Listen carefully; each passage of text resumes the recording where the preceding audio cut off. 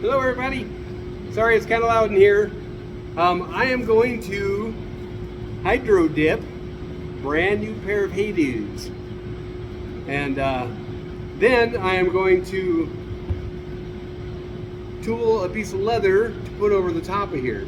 So hopefully it'll look pretty cool. Okay, we're gonna dip them. Shoes are dry. It's the next day. I'm wearing a different color shirt. But anyway, I'm going to do one shoe at a time. So I'm going to spray white and black, white, black, white, black. These are the two colors I'm using. It's just, this is an enamel, white, and this is a paint and primer mix gloss. So as long as it's not a metallic, I think it'll be fine. I tried adding a metallic to I was doing browns and blacks and added just a little bit of metallic in there, and the metallic got clumpy. So your shiny metallic paints don't seem to work very well. So otherwise, I think, well, we'll find out, won't we? So one shoe at a time. Oh, so we need to spray, and we can't mess around, lollygag. Uh-oh, there we go. High enough to where we're not disrupting the water a lot.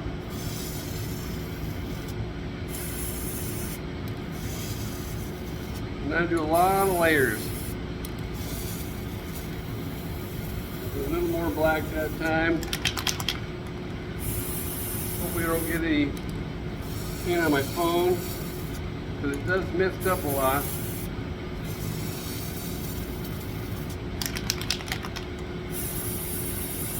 And we have to make sure we have enough in here to cover the shoe.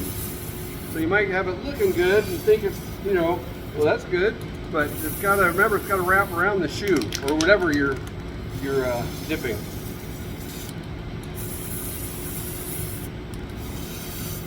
I think I need more black.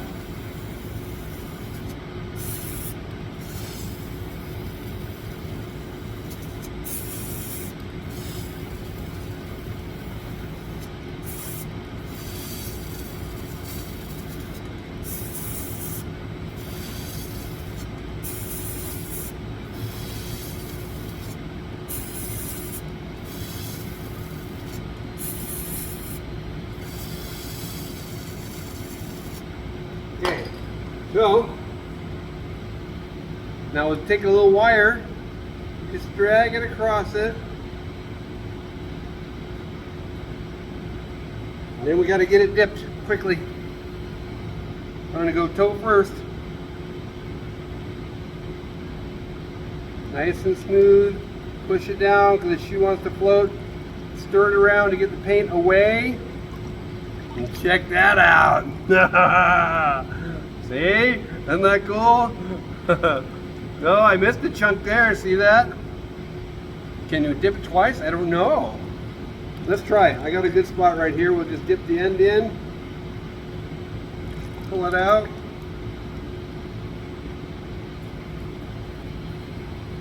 They covered it a little bit better. There's no globs. Oh, don't touch it. Don't touch it.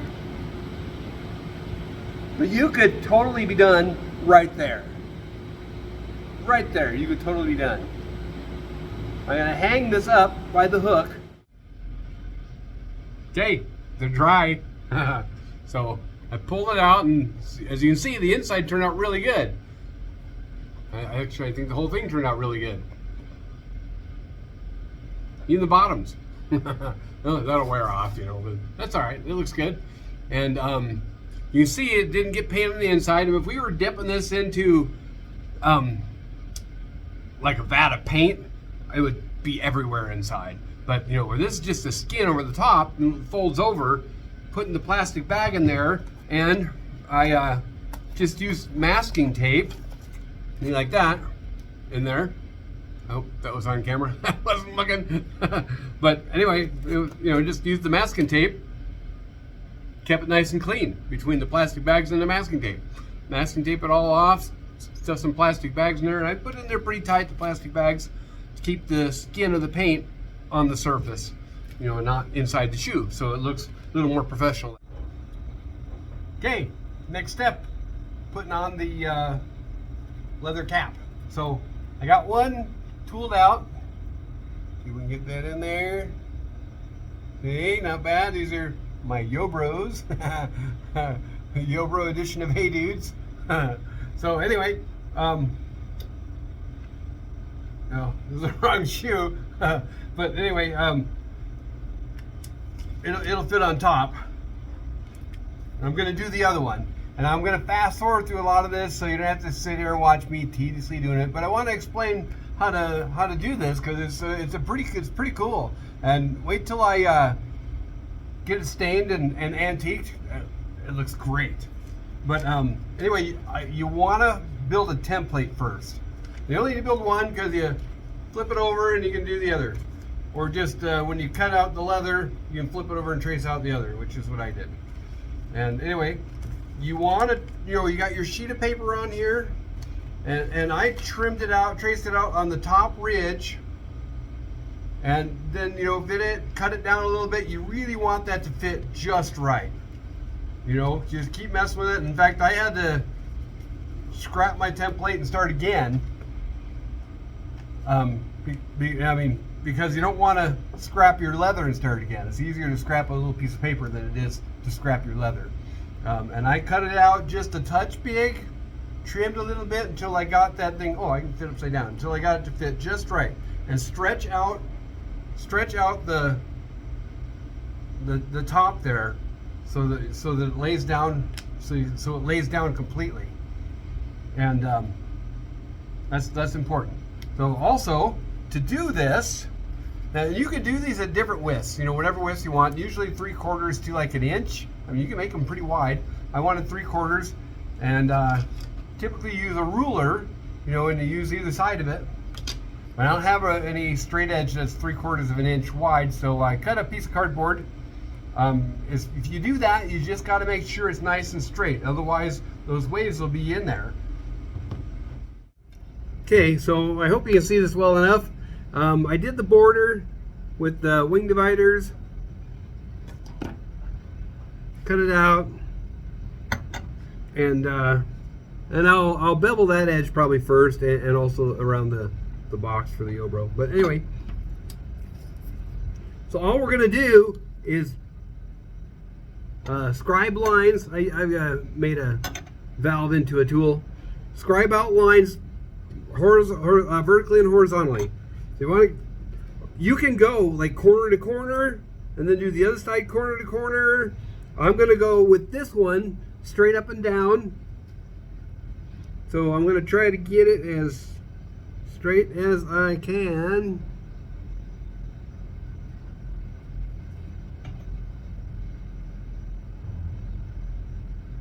Then you make your mark.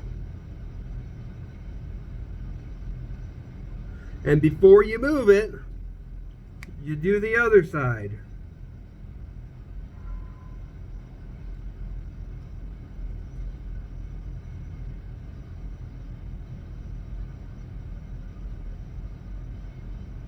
And that's your width. Then you just go right next to it, all the way across.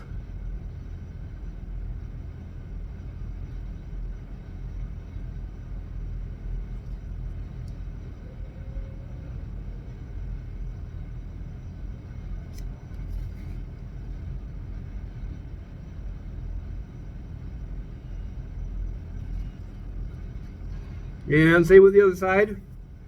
Line it right up with that line.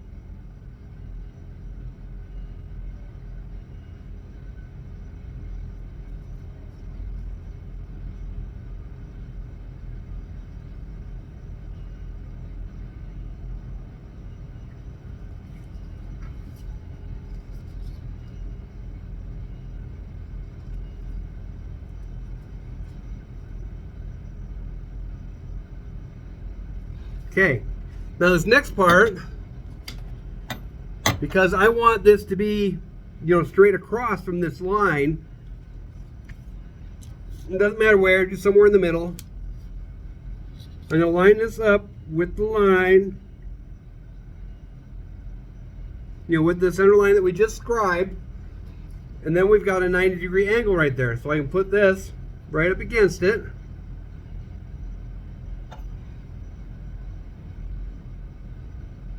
and scribe that out.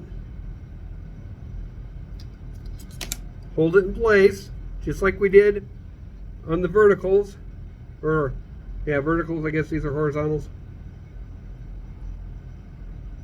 And scribe the other side. And then do the same thing.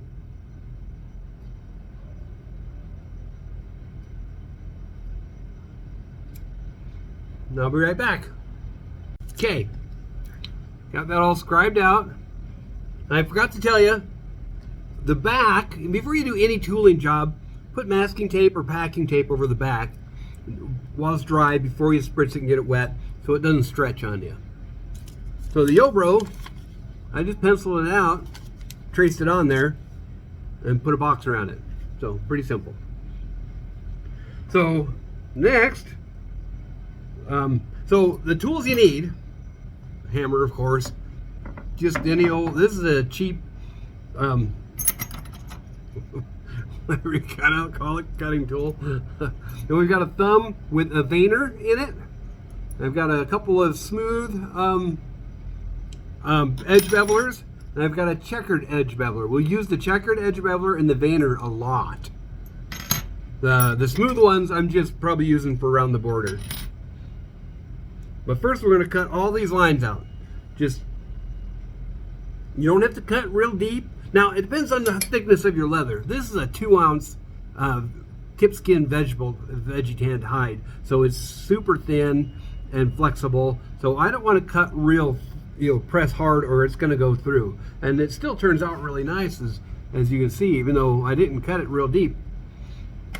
And so I'll just cut these out real quick and be right back. Swivel knife, that's what it's called. I don't have a real fancy one or expensive one, but I've cut them all out except for one. So you can just cross right over all of your, where you're going over. You don't have to try to skip it or anything, just right over them all. And try to stay on the line as much as you can. If you happen to, it gets a little bit off and you got a little bit of a swerve to the line, it's okay, because a real basket weave is not perfectly straight. It's pretty rough. Recording and wasn't recording. So anyway, I'm going to start with the, where is it? Checkered beveler. Can you see the pattern on there? It's a real fine checkered pattern. Just a beveler otherwise. But I usually do like one line, then the other line, the other line, the other, until I got it, and then the other way, kind of a grid pattern. But I'm going to do it a little bit differently so that you guys can kind of get the idea of what we're doing. So I'll start with the center here, which is actually what I usually do. And we'll bevel one side, either direction, doesn't matter. I'll just finish it off. I was already doing it. And then on the other sides, you do it the opposite direction.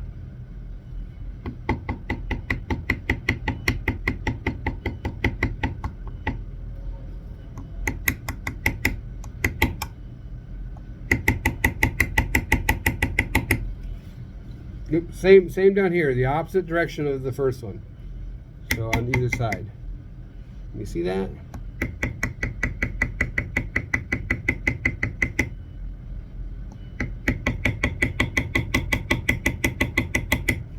And you do that all the way down the line. Do one way, the other way. One way, the other way. And so we're going to pick a square here. And so this square, we'll do the other line. Now, since we're on this side here, we want to, of the square, we're on the inside of the square. My thumb out of the way. Of this square, the bevel is on the inside. So this line here, we're going to do the same thing and be on the inside of that square.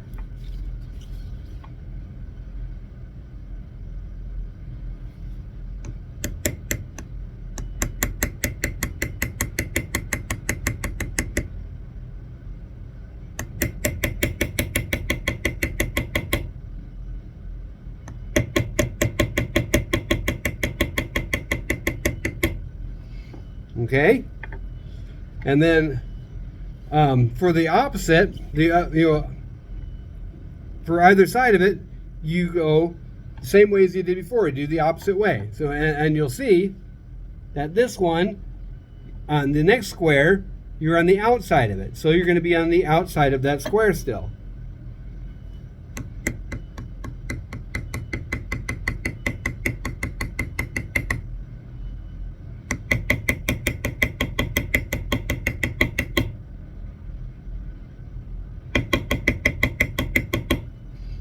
And same thing below it. We're on the outside of this square, so we need to be on the outside of this square over here too.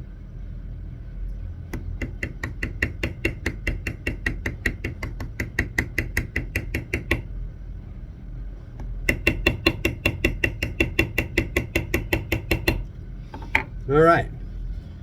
So, going back to the original square, we're on the inside of the square. So on the horizontal lines, we need to be on the outside of the square. And like I say, normally I would go through and do the whole thing. But in the interest of saving time and having you see, get the idea what we're doing here, you'll see this starts coming together pretty nice.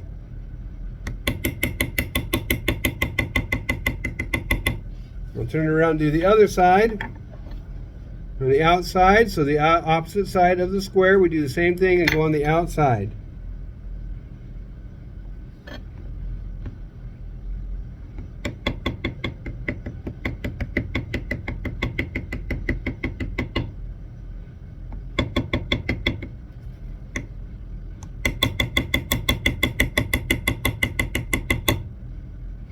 All right.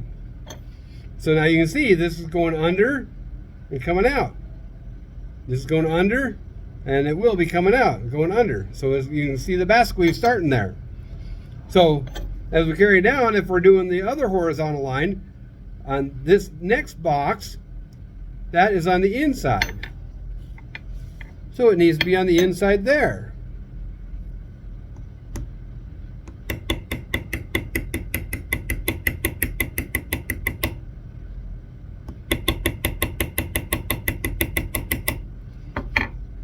Now you've got another one.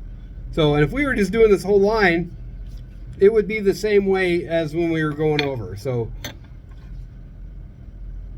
we're on the outside of this square, so it would be on the opposite side. So you'd go the opposite way each time.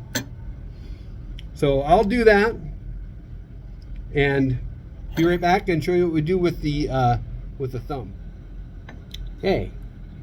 So, as you can see, if you pick a box, any box,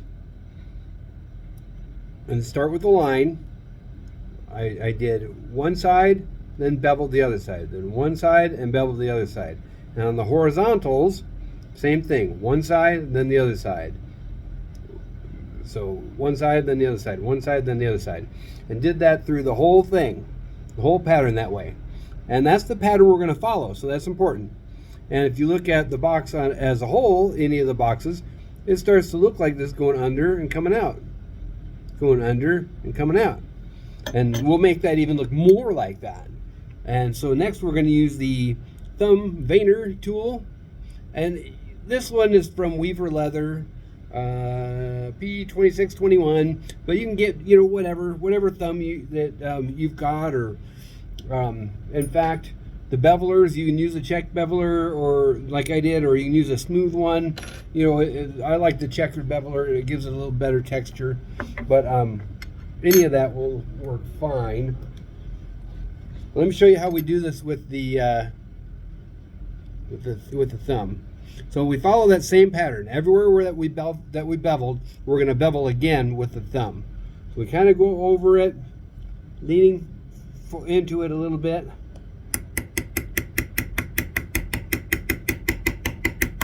You got a nice line there. Then we'll go over it again, and I'll flatten it out, and I'll kind of rotate it back and forth because we want it uneven.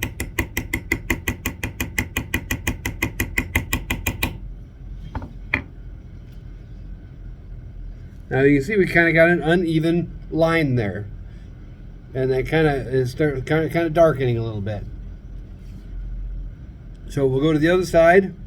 Well, let's just work on that same square.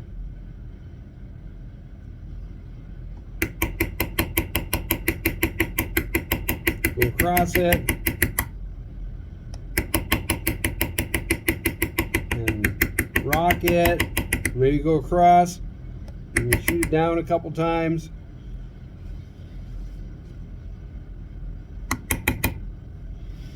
So now we've got some bumps and ridges in there. And that's what we want.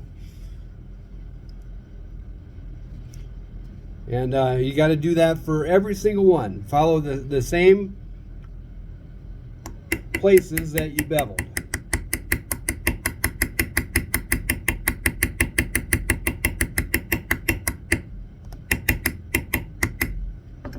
Yep, it's a little deep there. I think I have it balanced out some. But see how it's how it varies there, and it kind of gives it a. Am I in there? Kind of gives it a wooden basket look, and we'll do that for everything. And so let me jump to the next step. I'm going to do the whole thing that way, but let me jump to the next step here, just for the sake of time in the video. Next, we want to do the swivel knife and make some decorative cuts in there. Let me show you what those look like when it's finished. So here's a knife sheath that I did, and you can see the decorative cuts in there. And now you don't make them real deep, you know, nice and thin. But when you stain this and put the antique on there, they'll pop really nicely. And that'll give it a really good look. And you just kind of go through randomly. Make a couple of cuts, make a long one. I try to keep it straight and even with it, but I'm not very good at that, so it'll get off a little bit, and that's all right. And do it kind of random, you know, more and less on some squares. They don't have to be exactly the same pattern. In fact, better if they're not. So I'll do both of those steps, and let me see if you can see that. So right there, you can't see it very well right now, but when you dye this, you will. And I'll cut out the Yobro and get all that done and be back. Okay, so I've cut it all out. Or rather, hit it with the thumb veiner, cut each one out, following the same lines that we beveled. Now, as you do each step, go over it and look up and down each line. I always miss some and have to go back and redo it. So, just a semi-pro tip, amateur tip. Got those done. The Yobros. So it turned out pretty good. Not bad. I put light brown, dark brown. Then I went over it with mahogany. Then I oiled it with neat's foot oil. Went over it with mahogany antique. Let that dry, and I went over it with a clear coat. Weaver tough coat, it's called. You can use Resolene, that'll work too. And let that dry, and then I went over it with a dark brown antique. So, and then went over it with another clear coat to seal that. So those are the steps. Now I'm going to use contact cement to glue it. Now usually with contact cement, you probably know this, you put the contact cement on a nice even layer on both surfaces, let it get tacky, and then stick it down. I don't do that with this because you only have one shot when you're doing that. You stick that down when it's tacky, you're not moving it. So I put it down wet so I can slide it around to get it in place, because it's hard to fit this on there just right. In fact, I would practice putting this on there dry to make the edges fit real nicely, so you kind of get an idea how that's going to fit in there the best way, so you move it around as little as possible. And then kind of once you got it placed, just kind of keep pressing it for a little while until it has a chance to get tacky while you're waiting. And I did a pair like that I've been wearing, I did over a year ago, and I've got a lot of miles on it, and it's held up just fine just gluing it, not stitching it. Then after that, I'm going to put a leather cap over the top here. So I'll show you all that when I got it done. Be right back.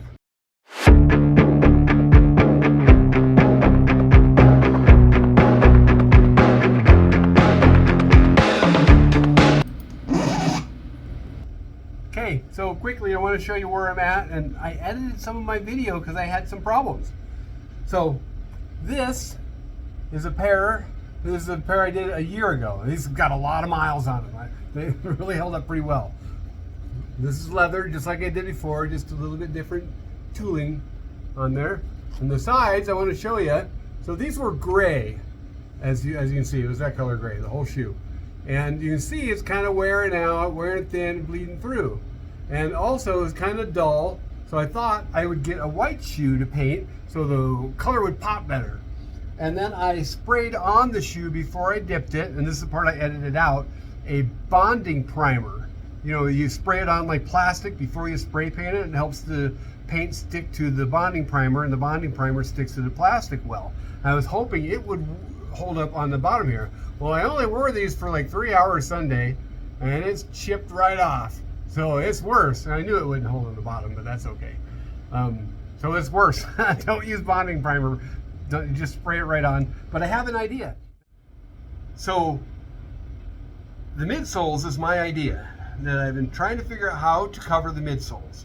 All the videos I've seen since painting the midsoles and having it flake off like that says don't paint the midsoles. I'll show you what I've done, and it's worked. And I think part of the reason why it's worked on this and it may not for other shoes is because if you ever wore Hey Dudes, the midsoles, the soles, they're really soft, which means they're probably porous, more porous than a standard shoe, and maybe it binds a little better. But I thought make a flexible glue. Well, they make some flexible glues, but I mean a flexible paint. They make flexible paints, but not real well. So I mixed a little bit of acrylic glue or paint with E6000 glue, and that did not work. It flaked right off. And I thought, oh man, what am I gonna do? So I thought, well, I use a lot of contact cement, and this stuff sticks really well, and it's thinner, so it would paint on a little better. And I mixed less paint in there. I mean, like just a few drops, less than 10% for sure. That way you've got more glue, and it still colored it just fine. Let me show you. Here, these ones, that's what that is. The midsole here is contact cement and acrylic paint, way less than 10%, and it turned out really nice. So before you do anything, whether they're new or old shoes, clean it with acetone.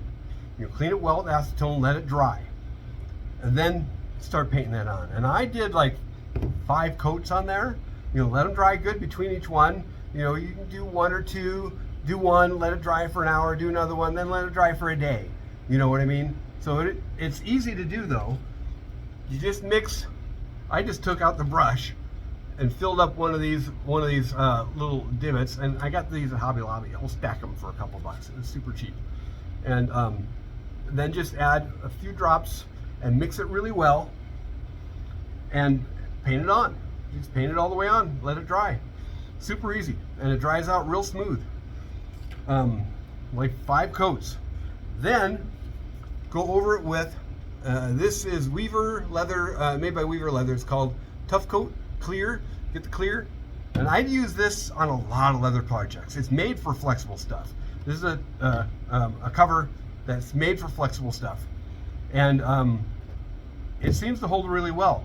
Now this pair I did with leather dye, and I wore these around for a little bit too, and it worked really well. But this is the pair that the paint was all chewed up, and I took my Dremel with a little kind of a bristly brush and you know, took it all off, and it left some divots in it. So I went and made some divots intentionally, hit it with some acetone, dark brown leather dye, acetone again to make, and I intentionally like hit it hard with acetone, and then light brown. So now it's got light and dark brown spots on it and gouges. So I gave it the distress look. Went with, you know, what happened. But I think in the future, I'm taping it off before I hydro dip it. Then take the tape off, clean it off with acetone, dye it with leather dye, whatever color, you know, matches what you're gonna paint it with, and then paint it with the mix that we made. And then you've got several layers deep that all adheres really well. Secure it up with the Tough Coat so that help it last a little bit longer and make it a little bit more durable. And time will tell, but I've been wearing these pair around for about a week now, and it's held up really well. So there it is. Let me show you my shoes. These are the two we just did. That's the same basket weave on both of those. These ones I just painted with, I thinned it with water and acrylic paint, black and white. And then I went over it with a neutral, I don't know if you've ever heard of a neutral antique. It's a paste, you know, the little antiques that come in a paste. And I mix a few drops of gold acrylic paint with it. Wipe it all on, you know, get it in the cracks really good and wipe it off. Let it dry, hit it with a clear coat, and you know, you can see all the cracks and stuff in there. Kind of helps to bring out the work, make it pop. So there it is. And I hope this helps. Hope you like it. And hope you guys make your own pair of Yobros.